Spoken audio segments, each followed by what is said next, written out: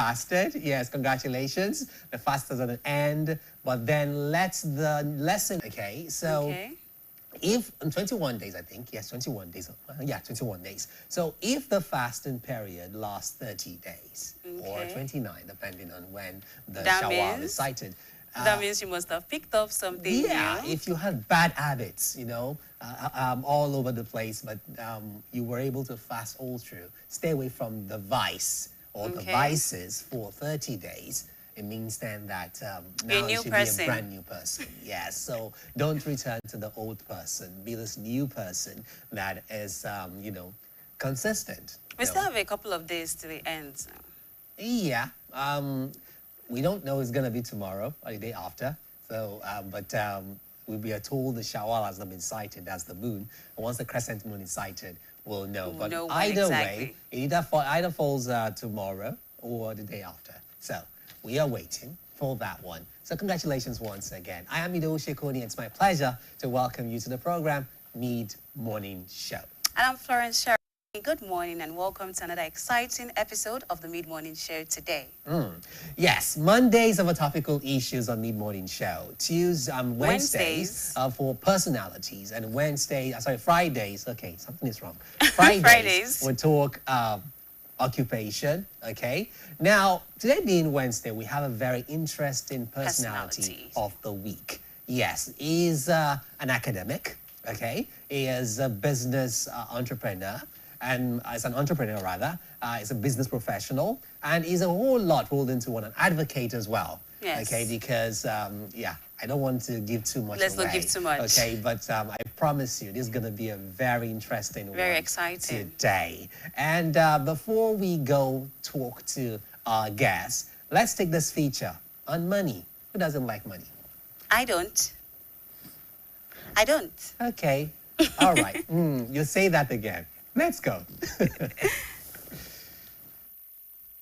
The word money is derived from the Latin word moneta, meaning coins. Money, also referred to as currency or cash, has been with us for centuries and has become a significant part of our everyday lives. Money is simply defined as a medium of exchange. The economists define it in a more comprehensive way as an economic unit that functions as a generally recognized medium of exchange for transactional purposes in an economy. In other words, money must be generally accepted, embraced, and recognized as a medium of exchange for goods and services, as it makes transactions possible. It also places value on goods and services provided and something to be exchanged for such. Before money came into existence, the barter system had been in place. This is a system of transaction where people traded goods for goods. In essence, goods and services were exchanged for required or needed goods and services.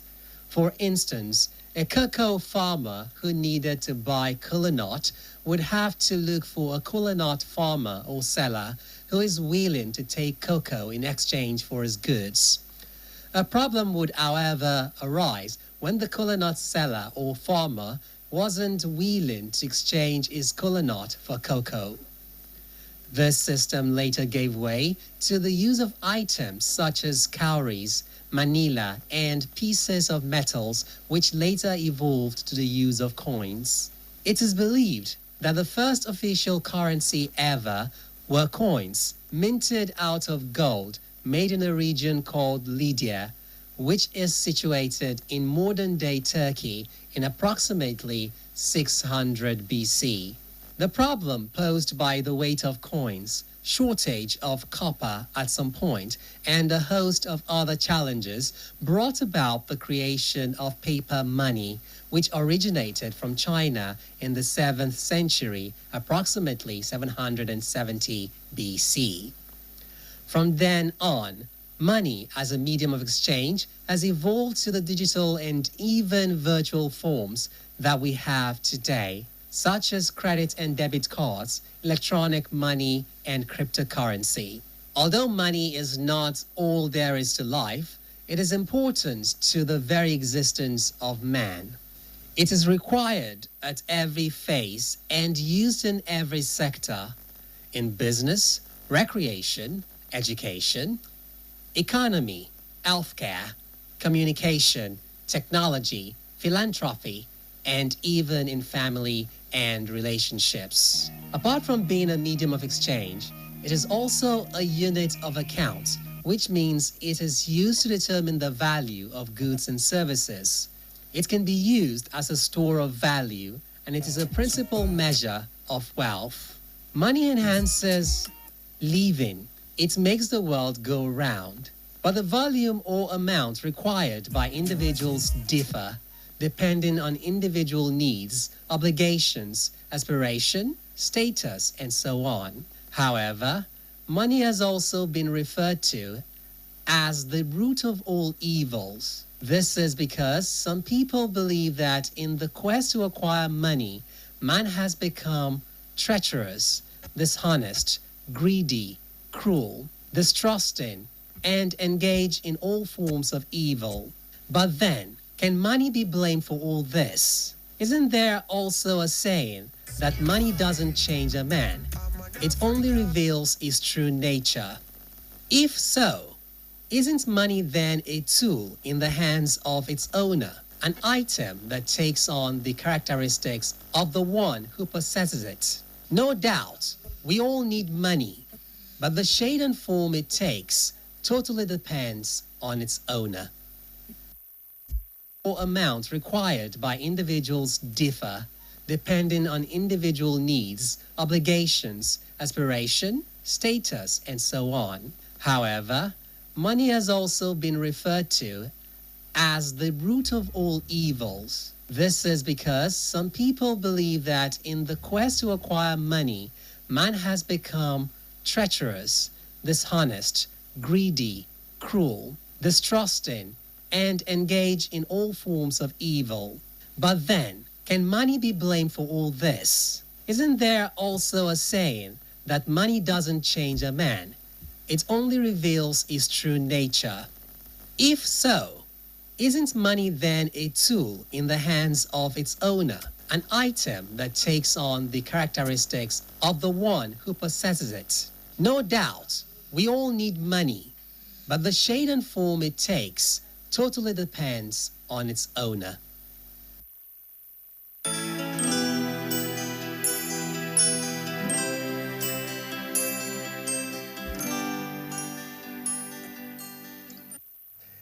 Good morning once again, and thank you for staying tuned. This is the Mid-Morning Show right here on BCOS Television. It's a Wednesday, and yes, on Wednesdays we do Personality of the Week. And our Personality of the Week this morning, like I told you before we went on that break, is a very special person with a whole lot of things rolled into one. But then before I introduce him, we just saw that feature on money. On money. And I remember before we went on that break, you told me you don't like money. I still don't like money if you want to ask again. Is that possible? Of course it is. I look at you and I'm seeing money. Oh, And thank yet you so don't much. like money. Thank you so much, but I don't like money. I'm not money hungry. I know you're joking. It's not I'm possible. not money hungry. You know, I'm just a simple person. Okay. All about the You regular can be life. simple and Nothing. still like money. No, I'm not like that. Okay. Yeah. All right. More for me. More for you. don't No. complain. Doesn't mean I will not collect what is supposed to be mine. What am I supposed to believe? There's difference. I'll collect what is mine, but I don't like money. All right. But when I do something know- and I'm expecting payment, of course I will collect it. I'm right here, but I can get a lot of responses, brainwaves. People are responding already. Saying, okay, I don't think Florence is telling I'm me sure the there's truth. someone like me out there that Ah, will collect who what is doesn't like ours, money? but doesn't like money. Okay, anyway, let's get started. Okay, so our personality of the week is Dr. Peter Oiku. He's a distinguished academic and versatile professional with a rich background in business administration, project management, and entrepreneurship. He holds a PhD in business administration from Ajayi Crowther University and currently lectures in the Department of Business Administration. He also serves as the coordinator for Master and of Business Administration and Master of Public Administration programs. He is the university's entrepreneurship officer and a fellow of the Chartered Institute of Administration, the Institute of Entrepreneurs, the International Strategic Management Institute, and Project Management Professional International. And he's also a member of the Association of Nigerian University Professional Administrators and an associate of the Chartered Institute of Economics, Nigeria.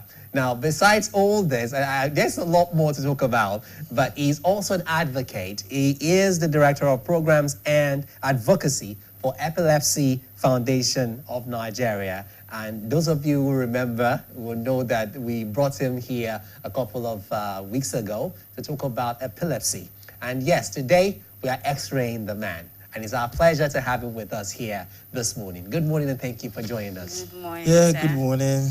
It's a pleasure to be here again. Thank you very much. Our pleasure to have you. A round of applause for you. Okay, in the back. Because as we kept on going, I was like, one person. Yeah, there's a whole lot there. There's a whole lot. I had to skip some things or else I'm going to get a prompt to move on. Okay, so great.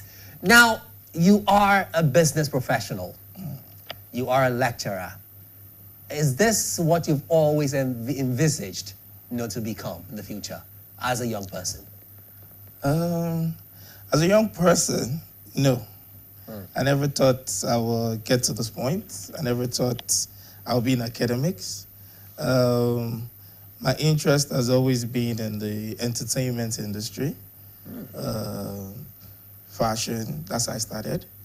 Modeling, that's how I started. So I just noticed I was doing so many things. I get interested in one thing, I go into it, and I didn't stop doing those things because they were not successful. I just get bored. I think of something else, I do it. And before I knew it, I'd already gone into about 8 different fields. And it made me understand why I eventually became a lecturer, because I didn't understand all this until years later when there's a story to it. So I went to hear it.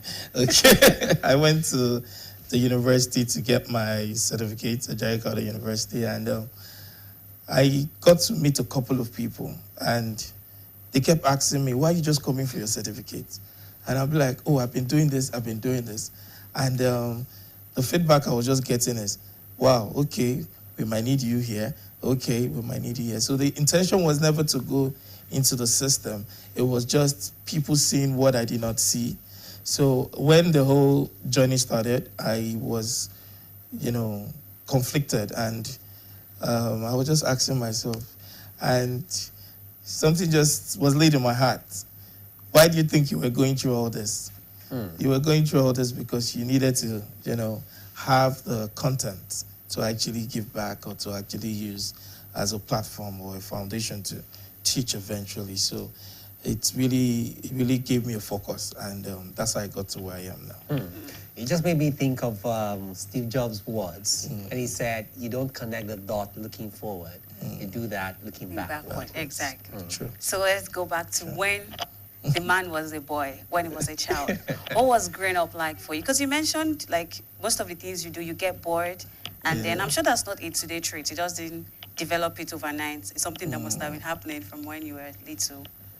Okay. I don't know. I like using the statement. Okay, let me not use the statement because we're on air. I grew up in a gated community, in an estate, where our orientation was more of, it doesn't matter where you're from, it doesn't matter what you do, we are all the same. There was nothing like, or so much of religious divide, ethnic divide. We were just children from parents that work in the same organization, that kind of estate. So it was more of me being exposed to different ways of life, me being exposed to, like, my mom. My mom is a hustler. She, right from when I could ever remember, she was doing one business or the other. So I would say there was a great influence there.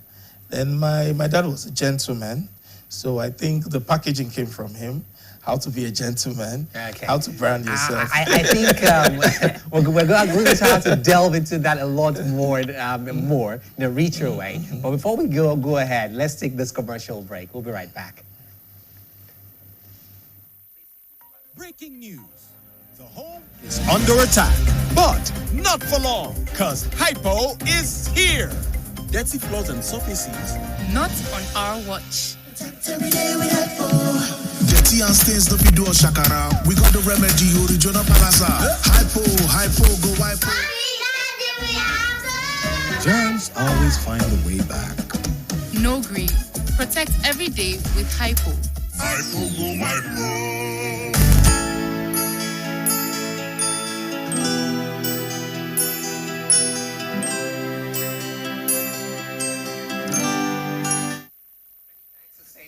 Still Be Morning Show right here on BCOS television, and we are in conversation with our personality of the week, Dr. Peter Oyiku. Now, we were taking us through your childhood. You grew up in an estate where everyone had parents who actually worked in the same place, so as a result, you grew up with different people, but there was no segregation.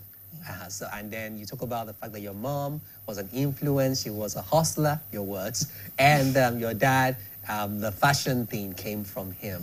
So let's continue. Yes. So the packaging was from my dad. However, growing up, as I said earlier, I wasn't really sure of where. So it happened that towards the tail end of my secondary school days, I got exposed to the fashion industry, the modeling industry. To avoid free adverts, I did some jobs, and after a short while, I realized that it wasn't moving anymore. I wasn't getting jobs anymore. I just decided, okay, I could start my own modeling agency and start looking for jobs. So I started that. And I don't want to mention names, but I was able to get a couple of jobs from there. So I just realized that when I find myself in a space, I find myself in an environment, I look for opportunities. And motivational speakers will tell you when you're in a society, if you can identify a problem and propose a solution, you'll become a millionaire. However, there's a long journey involved in that. So for me, I was just seeing opportunities, and I was taking advantage of those opportunities. So it's grew over years, and it made me understand that being an opportunist is not a negative word, and it's actually another word for being an entrepreneur. So, wow.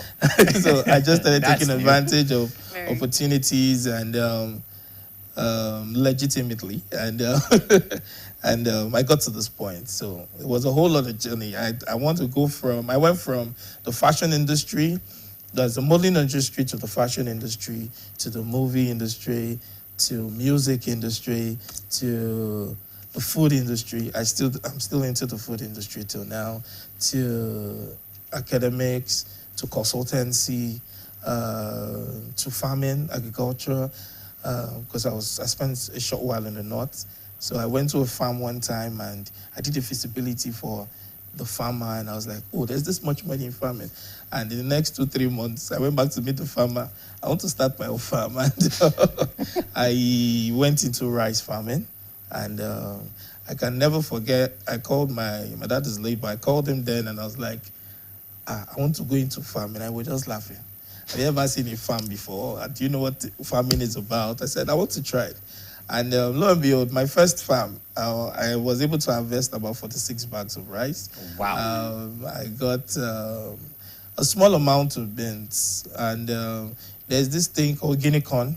They call it dawa in the north. And then there was this... Okababa here. Okay. And there was this road then where we were. It was in a place called Samunaka, Yola, Adamawa State. And there's this road that if you plant the dawa, that's the guinea corn, round your farm, until you harvest that, the headsmen, the Fulani headsmen will not take their cows into. So, but if you harvest it before you harvest your main crops, they will go into your farm. So that's why I planted it, because it was like unofficial rules. So, More like a fence. yeah, so security. that's what made me do that. And I sent it to my mom.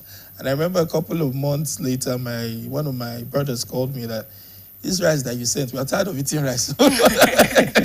So that's how, there was a lot of it, different things. Then household consumables. I developed my own bath fruits and some skin products. And to think that the last time I used cream on my body was in secondary school, but people don't believe. But Wow. So I developed I don't that. believe also. So I did that, and I just bait. And any soap, I don't even choose. I just bait and try up. And so I think I got that from my parents. So it wasn't because of me. I see. So, Okay, so we're still going to go back to your childhood. Yeah. And now, I'm looking at you now. You are a business professional. You're lecturing. You're a lot of things. But when you were a child, as usually when we're children, we have sometimes, and most of us, you ask us what we want to do. We say, I want to become a doctor or a lawyer. Okay, we have one thing in our minds as children. So what would that be for you? And what was growing up like? I mean, in terms of discipline from your parents, what sort of child were you? When I was growing up, I get called stubborn a lot. So, I mean, what was childhood for like you? For you, like? I think the first occupation that came was medicine. I wanted to become a doctor. That was in my calling. The second one was engineering. So I enjoyed mathematics, so it was a good idea. But finishing secondary school and writing JAM multiple times and the other obstacles that came, I felt it was a major redirection for me. So I didn't know what it was about. I didn't know what my journey was going to be like. I wasn't that determined for a particular field. I was just evolving. I was just hoping. And it has made me come to the conclusion now that entrepreneurship is not a destination. It's a journey that evolves. And that's what happened to me, because I was just evolving. I got distracted with so many things. Something new would come up. Oh, I could do this. I would go into it. Something new would come up. I could go into it. So that shaped whatever I am now. So growing up was a lot of distractions. Let me use that word. Was a lot of distractions, but not in a restless child. But not in a negative way. Okay. So I remember then I felt a little bit different because we were too comfortable in the. I always wanted to go out. Okay. I wanted to see what is happening. So I think that's how I got to this point. I think childhood for me was a lot of distractions, trying a lot of new things. Yes. So that's where you got your getting bored from doing. It's actually a key area in entrepreneurship now. So it's when I went into the academic side, I understand that there are actually a category of entrepreneurs like that. So what experience would you say stood with you? A particular experience when you were a child that stood with you, that shaped who you became today, who you are today? What particular experience? Okay. I would say having to understand that there is a thin line between academics and reality. And a lot of people do not understand that. Understand that in the sense that, for me, all these things were far from what we understood as academics. But actually, these experiences is what actually makes the data that informs what we teach. So that was what was life-changing for me. I was doing so many things. So why was I doing so many things? And then we didn't know the full statement, jack of all trades. We didn't know that there was another part to the statement. It's actually jack of all trades, master of none, but better than a master of one. So I was Wow. doing so much. So as Oh, I you got didn't to know that that? I point, didn't know it ended that way. I always stop at the point where it says master of none. That's So it it. was a bad thing. You stay away from it. so I love this part of the world. We have an adage to support whatever situation. Make sure you're in. So that's why we don't get a complete statement. And we hear things like the same person that will tell you, make hay while the sun shine, will still come back to tell you God's time is the best. So it is well. There's a confusion. Okay, so now we just talk about that particular fact now that being bored and going on to something else isn't necessarily a bad thing. Yeah. So while you were doing this, you must have had friends or people around you who felt, okay, what are you doing? I mean, focus on something and get it done. So have you had that? A lot. And that is why if you meet anybody I grew up with now that doesn't or have not been in contact with me and you tell the person, Peter is a lecturer now, the person will first take a pause and say, are you sure? Wow. Because they will never picture me. So I have friends, a lot of them, some are even in academics, so a lot, various fields of study. But what is important is a lot of us still have that story of we didn't actually know where we'll be ending up. And there's a lot of contradiction between the childhood experiences we had and what you're doing right now. So I have a lot of friends like that too. Okay. Considering that you have a lot of things going on, how do you manage to like balance it all? What are the challenges that you face, being a lecturer, being an entrepreneur? I watched a video recently, a TV show, and somebody asked the guest that question. And the answer the guest gave actually resonated with me. And that question was, I don't know. But the truth is this. One of the key things is I have a positive mindset. I see possibilities. And when challenges happen, I get overwhelmed. I take a step back and just relax. A lot of us, we don't take a step back to reassess things, to reevaluate things, and that's where we get it wrong. Because sometimes there is always a benefit, even from some negative situations. And sadly, without using sentiments, that is how entrepreneurship is. Like, for instance, now, as negative as the COVID era was, there are people that, because of the COVID era, their businesses boomed. So it's a mixed thing. So I have a positive mindset. There's a God factor. I do not do anything without God. I have to put him first. And the beginning and the end, not just that, at the end. So even if it doesn't work out, I'll be like, oh, God, this wasn't your plan too. I didn't know. So, okay, please redirect me so I know what to do. And another thing is, I belong to a university where they allow creativity. So sometimes they give me room to, be creative, to actually, bring my own ideas to forth. So it makes it easier. Great. Okay, it's still the mid-morning show right here on BCOS television. We have a short break. When we return, this conversation continues. Please don't go away. Stay with us. Breaking news. The home is under attack, but not for long, because Hypo is here. Dirty floors and surfaces. Not on our watch. Dirty and stains, no be do a shakara. We got the remedy, original plaza. Hypo, go hypo. Germs always find a way back. No green. Protect every day with Hypo.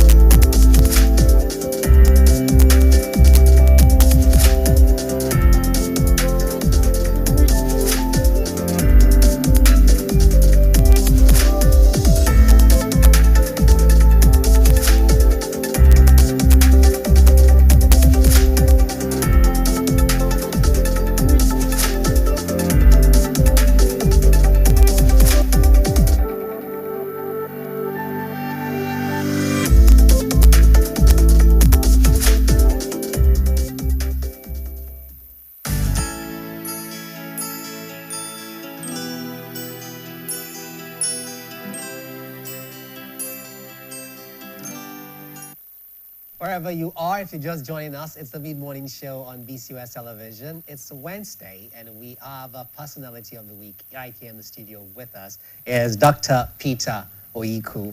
And yes, that was an interesting quote right there. Can we have that quote back on the screen, please?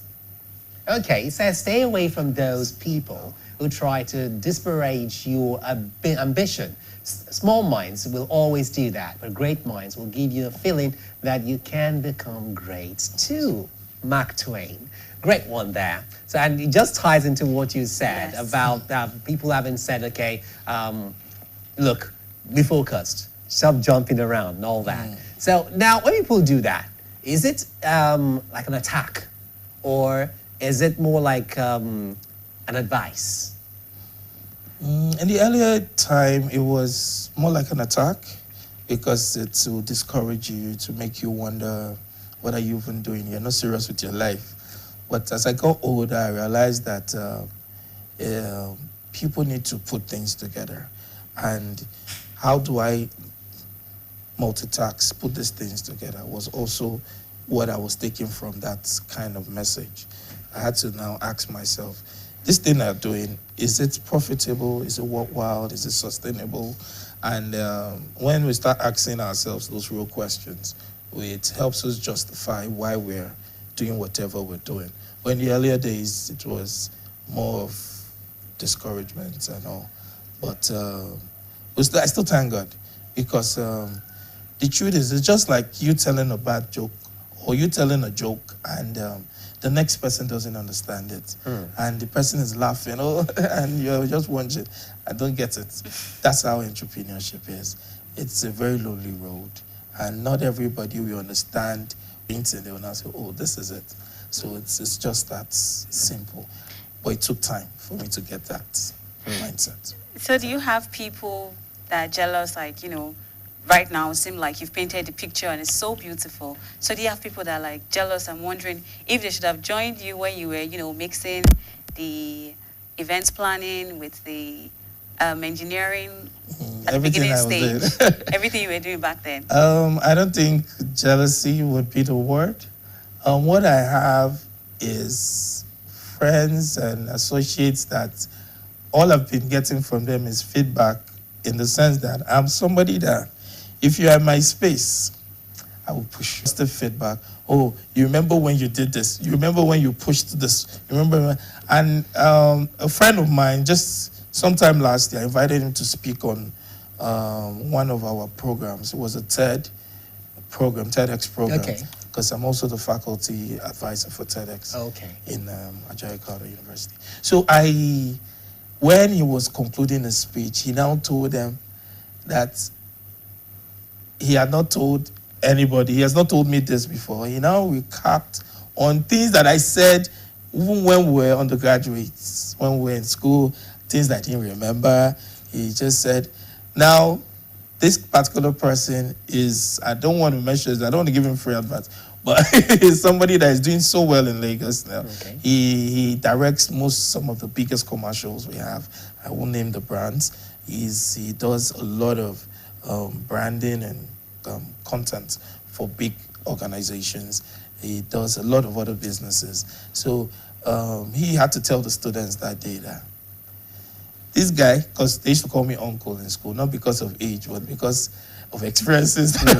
So he was like telling them, this guy, he did this, he did this, he did this. And I was moved to tears because it wasn't something I was doing intentionally. It wasn't as if I was mentoring or guiding him. I was just being myself and telling him, guy, you need to push on this. Guy, you need to push on this. And I was so thankful that I was that kind of person. So I don't see jealousy. What I just see is people doing well in their various fields and see me as a confidant or somebody that they can actually express their challenges and I can actually relate or share my own opinions on. So that's what I always see.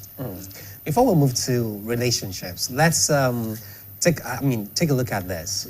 Sometimes when you talk about business, you talk about entrepreneurship, there is this whole idea that out there that you need to be an organized person. You plan everything has to be in the right place, your cash book, your this and that, everything has to align. Now, and you would want to think that that would require a person who pays attention to detail. So would you say that's a must for being a successful entrepreneur?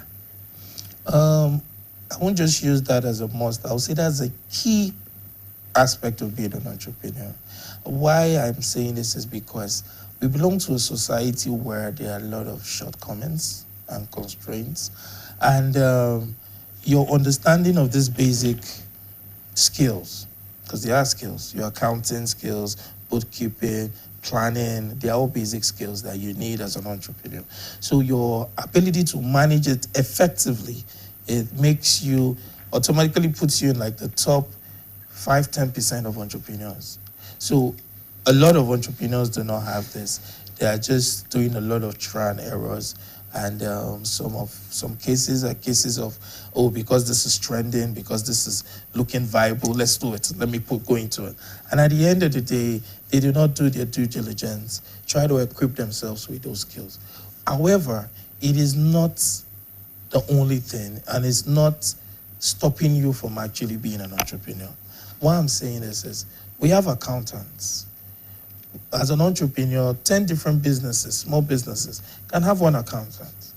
So you as an accountant, you can be, that might be your own entrepreneur journey, your own entrepreneur space. You might decide, oh, I don't want to work with just an accounting firm. I want to be an accountant for several organizations. And you'll be managing small businesses. Okay, so we have that. Planning. We have project managers. So as an entrepreneur, yes, you have this idea, you have what you want to achieve, but you need somebody to actually put it into scheduling, planning, step-by-step objectives. So you can have a project manager for that. So it's not as if you cannot still be an entrepreneur, but your ability to have that will stop people from manipulating you, will stop people from taking advantage of you, and it will also help you achieve your desired goal. Okay, very quickly, you're also the Director of Programs and Advocacy for Epilepsy Foundation of Nigeria. At what point did that come in? The founder of that foundation, Sheyi Aragbada, a beautiful soul. She is also one living with epilepsy. And the funniest thing is, she's a former student of mine. Wow. So that's how that journey started. So she came up to me one day. She has graduated. She just called me. She'd like to see me. And we met and we discussed. And I was shocked at first. And I did not, as exposed as I thought I was, I did not even understand what epilepsy was about. So it got me curious. I had to do my own research, and I found out that there's so much to do in this space. It is something that a lot of people need to pay more attention to. So 3 major things. One, the fact that she was a former student and she was living with epilepsy, and all through the time I knew her as a student, I didn't know she was living with epilepsy. 2, that this is a very, very noble cause that a lot of people need to align with, and it will definitely, go a long way in helping the society. Then 3, that because of the stigmatization of epilepsy in Nigeria, there is a need for more awareness so that people that are living with this epilepsy will also be able to come out. We're able to say, oh, I'm living with epilepsy, and it's not that bad of a thing. It's something that can be managed. But a lot of people are not coming out. So when I understood those 3 key areas, it created a conviction and a commitment for me to now want to push for these things to happen. So that's why I got into that position. Great. Admirable. All right, now let's go into relationships. When did love happen to you, and how did it happen? I'd like to be brief on that. Yes, please. This year, May will make it 4 years, and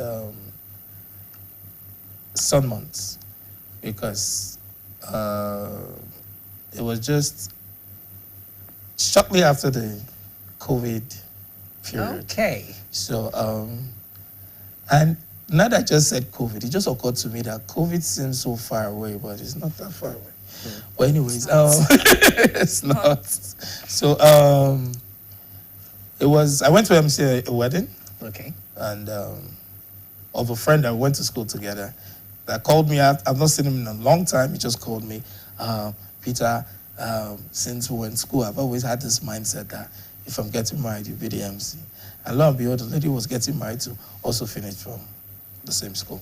So I took it up, and I just saw one fine girl, smiling, and I was like, this girl no bother, And I looked at who was she friendly with, and luckily for me, there was somebody I knew that was friendly with her. Okay. The rest they say is history. Nice. That's nice. Speaking about, you're talking about skills, entrepreneurship skills. What one skill would you suggest that young entrepreneurs have, like this day? It's not necessarily a skill, but it's a character, which is resilience. Resilience. We have, based on my little experience, we have short attention span. We have lack of resilience from a lot of people. People are giving up more easily now than years ago, and it's partly because of the image we have projected that it's that easy. But a lot of people do not know the hard work that goes into it. Hard work has not lost its place in the society, but people are trying to replace hard work, and you can't replace it. You have to work hard. Yes, working hard and working smart is very key. That combination makes it work, but you can't replace it. So resilience for me is one thing that a lot of entrepreneurs are lacking now, but it's something that you cannot do without in entrepreneurship. Because there'll be nights you will cry, there'll be nights you will be frustrated. There'll be a lot of wins too, but your ability to balance it is what matters. So resilience for me, that will be a key thing, a key attribute. Okay. So let's come back to relationships with friends and family. Considering that you wear a lot of hats, how do you balance work and social life and having friends, keeping in touch with friends, not in terms of, sharing challenges like you said, not in terms of that, but like having fun? Having fun. It's something I also still teach my students. There must be a balance between your academics, your social, and your religious life. Having that understanding that there must be a balance makes it a whole lot easier. Like, for instance, there is no how I will not flex this weekend. There is no how. And when it's time to work, I put my 100. When it's time to relax, time to spend time with family, time to spend time with friends, I also put my 100. And when it's time to, be consistent, I also put my 100. So it's more of you having the ability to manage. But I think my friends have come to understand that when it's time, you don't need to call me. I will be the one to disturb you. So they have come to understand that, for him not to have called, there's something else he's doing. And when I call and when we meet up, it's like we still saw some days ago. So, although I think that's a guy thing. I don't know about females, but that's a guy thing. So we still reconnect without as if there's a bridge or there's a hole in. No, there's no vacuum. We just reconnect, and I think so far so good. I've not had issues. Those that are close to me know that. And when you call me during the time that okay, this guy's very engaged, I will pick up and I'll tell you, not a good time. I'm busy. Can we talk later? And when they hear things like, I'm conducting an exam, they just know that week I won't answer you. So that's just it. Okay. Now, who or what would you say is the strongest influence in your life? I have influences in different aspects of my life. If we're looking at childhood and how I became an entrepreneur, I would say my parents, especially my mom. But if we're looking at professionally, as a lecturer, there's a whole lot. There's a whole lot. And I won't want to offend anybody now. There's a whole lot. For entrepreneurship, I have the likes of Professor Oyeyemi Oshin, though retired, but not tired. For academics, I have the likes of the late Professor Fable, the likes of Professor Paul Akombi, the likes of Professor Asaju, who was the former Vice Chancellor, one-time Vice Chancellor of Ajayi University. Then, funny enough, though I've just known her for the shortest time, because she became VC a couple of months ago. But the short time, I've learned so much. Even when I was coming and I was feeling tired, one of the things that was on my mind was, how does she do it? How does she remain consistent, you know? And I'm like, I will get to a stage that there'll be more responsibilities. I need to understand. I need to expand my capacity to handle more. And that is the current Vice Chancellor and the first female Vice Chancellor of Ajayi Professor Oduwole Ebonluwa. So I'll put her to, though more recent, but I'll put her to as part of those that have inspired.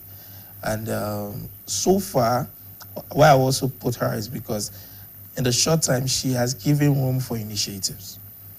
You know, I'm one of those people that, because I always have ideas, if you box me, I just feel you're not a good leader. So she has not been like that. So that's why I'm thankful and I appreciate her for that. If you were to describe yourself in a sentence, what kind of person would you say you are?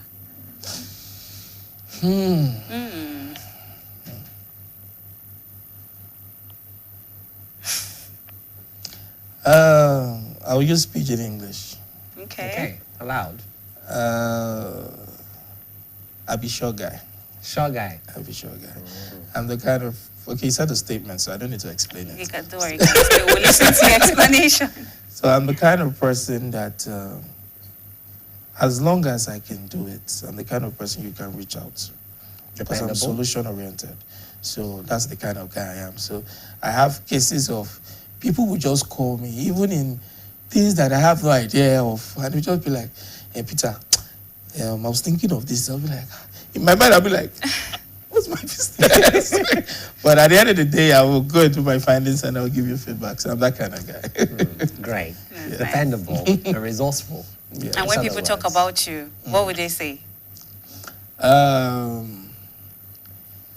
don't want to mention the person. I wish the person Merry Christmas and a Happy New Year. And the person was like, thank you, Dr. Peter, especially for your resourcefulness. So I think that goes in. And this person is one of my bosses. So I think that's the feedback. So I think it balances.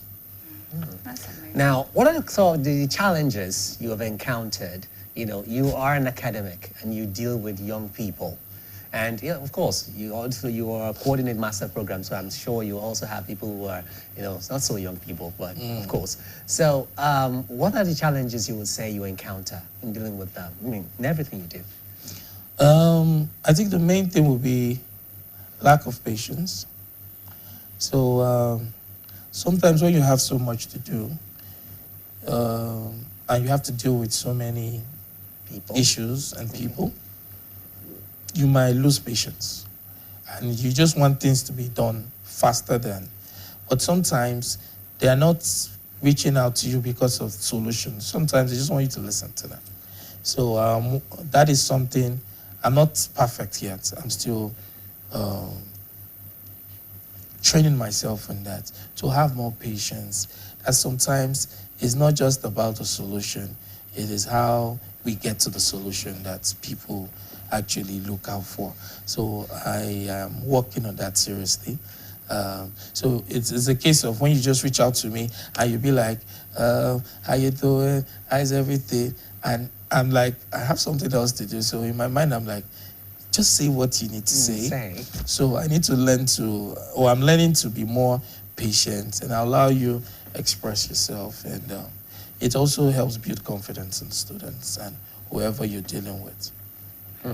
Okay, so if you were to be speaking to, before we get to that, if you look over your life, do you have any regrets? I won't use regrets. I will just use lessons. Okay. I have a lot of lessons. And these lessons cut across both my professional life and my personal life. I won't want to delve into the personal, but for the professional life, how to read between the lines, how to, look beyond whatever you think is right or whatever you think should be. So, and understanding that you're not working in isolation, how your actions actually affects other people. These are my major lessons in life. How your mood affects other people, how your words affect other people, because these words, moods, and actions have actually affected me negatively in the past. So these lessons I've learned from what I've experienced. So I don't see them as regrets, but are lessons learned. Thank you. That's nice. Share a success story, like a time that you faced something that you felt like you might not be able to overcome, but then you overcame it. I think it would be my PhD.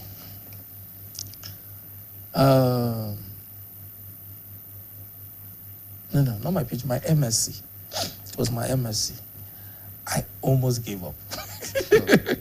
And at that point, I was still not in the mind frame of I want to become a lecturer. I was just in the corridor of academics. But do you really want this? I had not asked myself that question. It was more of motivation from my late dad. I said, do your postgraduate studies. I was already seeing money. I was already making money gradually. I was like, what am I using it for again when I'm already seeing the money that I'm studying for? That kind of mindset.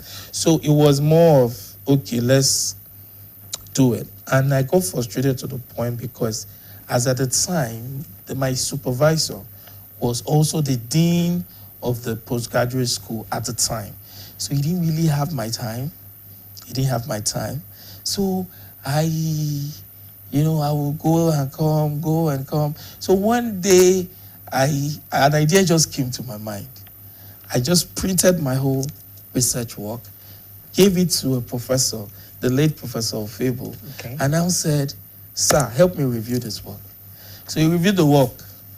And in all honesty, there was a lot of red biro, And so I made the corrections.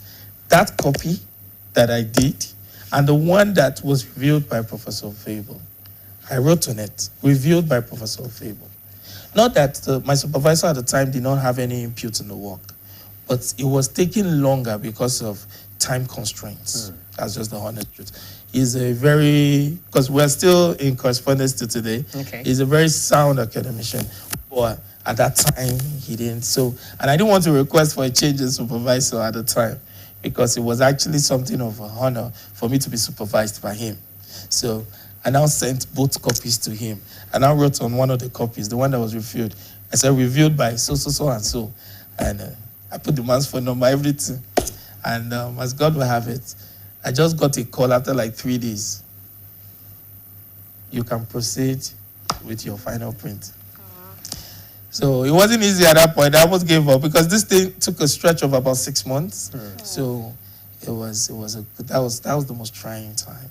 But afterwards, after that, I already become a lecturer per se, full-time. So it was easier for me because I was more focused, I was more direct, Yes. Okay, so a master's experience, that's tougher than the doctorate experience. That's quite, different from the narrative I'm used to. A lot of people would say, okay, no, being a doctor in Nigeria is a big deal. I'm not saying it was easy, though. Not easy, but there was passion. Tougher. There was passion. You understand where the passion is when I tell you what my thesis was on. My thesis was on entrepreneur orientation. Okay, your and heartbeat. organizational resilience. So there was passion. So it made it easier. Okay. I'm not saying it was easy, but it made it easier because it was something I had interest in. And even when I have to do presentation, I believe, I'm not a panelist, I was a student then, but I believe I could speak to my work more easily because it was something I was interested in. You're also an event manager. Yes. So how did that come into play? And is that the standard for right now? And what's the future like? It just made me remember two people. Two people just came to my mind. One person is Shima Onoka. He's a pilot now. Okay. And the other person is Shehu Shotunde. Is also in the aviation industry. Remember, the part I left out was our parents were in the aviation industry. So these people are people I grew up with. So a lot of us went into the aviation industry. So back in the day, it was more like, secondary school, those parties we used to do. That's how I started. So the first two I did was a major flop. And then if you don't have babes in the party has flopped. So the first one, we had like 30-something boys and just 3 ladies. So you know what that means. Party. The second one was similar. So we didn't give up. And then my friend Chima was in Unilag, University of Lagos. Okay. Then I never entered school, but finished secondary school. So we started, doing events. We started selling tickets. So from there, I now saw the viability. And when I now went to Futa Akure, I now saw it was actually a big deal. People actually make money from events. So that's where it all started from. We were part of those that used to organize the variety nights in Akure, Futa. And then the time of Star Plus, and the like. So fast forward to a lot of things happened after that. So we did events. I went into fashion shows. I was handling fashion shows. I did stage management. I don't know, a lot of people might not remember this. There was a Young John Festival in Ibadan a couple of years back. I was a stage manager for that. So I did a lot of that, So it was just, then, as I said, some people will see things in you that you did not see. And all of a sudden, people just started calling me. For events? Yeah, Peter, you'll be able to handle this for me. It's just, And I'll be like, okay. So there was a lot of free gigs. Okay. I need a starting point. Because I was wondering, there's always free gigs. You get, I was wondering why you calling me for this, and lo and behold. So now, not so much now. Most of the events I manage are in line with my current employment, seminars, workshops, exhibitions, and the like.